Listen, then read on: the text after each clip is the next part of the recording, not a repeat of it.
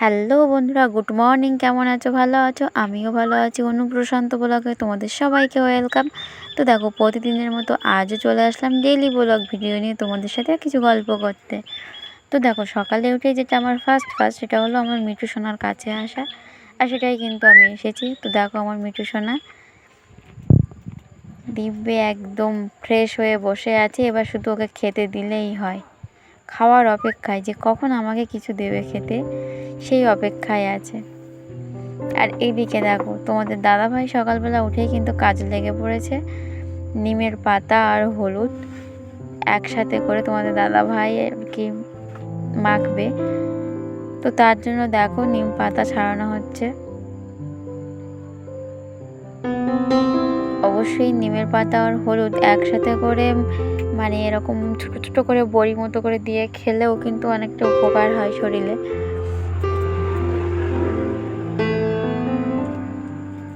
তো তোমরা দেখতেই পাচ্ছ, তোমার দাদাভাই এক এক করে নিম পাতাগুলো সব ছাড়িয়ে নিচ্ছে, আর এর সাথে কিন্তু দেবে কাঁচা হলুদ।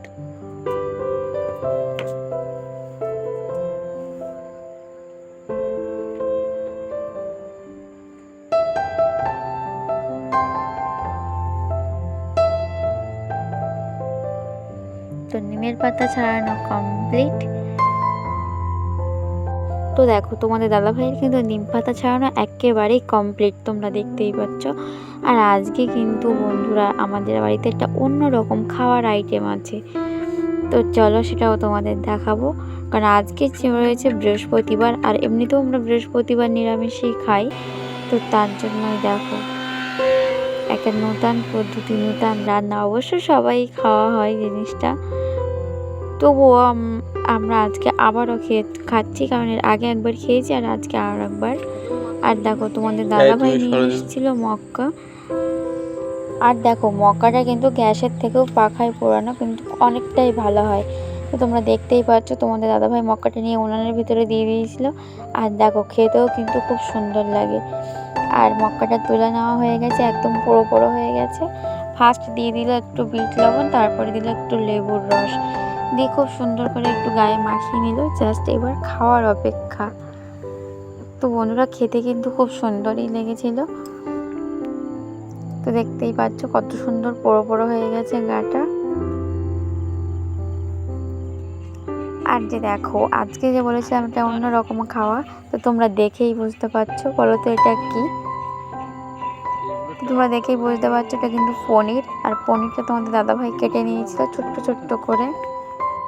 তো দেখো, পনির তো কাটা হয়ে গেল, এবারে তৈরি করে নেব মশলা।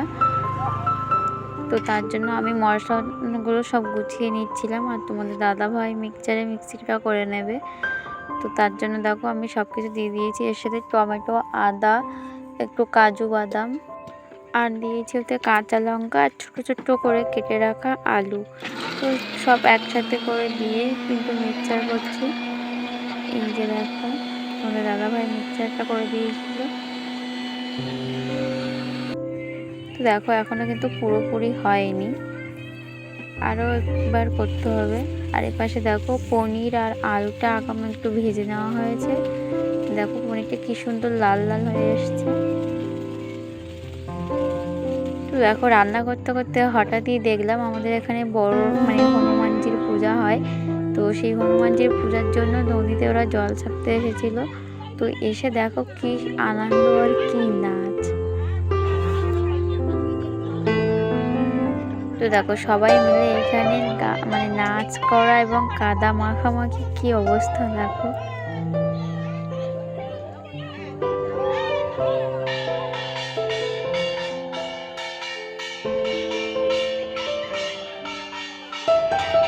তো দেখতেই পাচ্ছ, সবাই কিন্তু পুরো নদীর জলে নেমে নাচ গান করতেই আছে। আর গ্রামের পূজার কিন্তু একটা মজাই আলাদা। এই যে নদীতে জল ছাপতে আসা আর এই যে আনন্দ, এটা সম্পূর্ণ একটা অন্যরকম।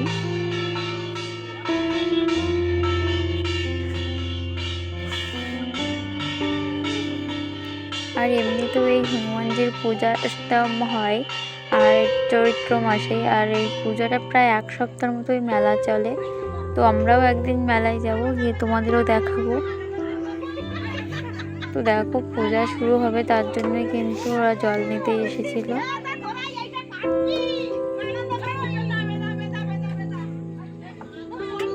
তো বন্ধুরা ভিডিওটি কিন্তু আর বেশি বড় করলাম না। তো তোমরা এই সুন্দরবন অঞ্চলে কি কি দেখতে ভালোবাসো বা কি কি দেখতে চাও, ওটা কিন্তু অবশ্যই কমেন্ট করে জানাবে। সেগুলো দেখার চেষ্টা করব, তোমাদের দেখানোর চেষ্টা করব। আর এই যে দেখো একটু আনন্দ। তো বন্ধুরা আমি ভিডিওটি এখানেই শেষ করছি। সবাই তাহলে ভালো থেকো। পরের ভিডিও তোমাদের সাথে আবারও কথা হবে। আর আমার ভিডিওটি তোমাদের ভালো লাগলে চ্যানেলটি অবশ্যই সাবস্ক্রাইব করো। আর হ্যাঁ, কমেন্ট করে জানাবে কিন্তু তোমাদের কেমন লাগলো। তো বন্ধুরা টাটা।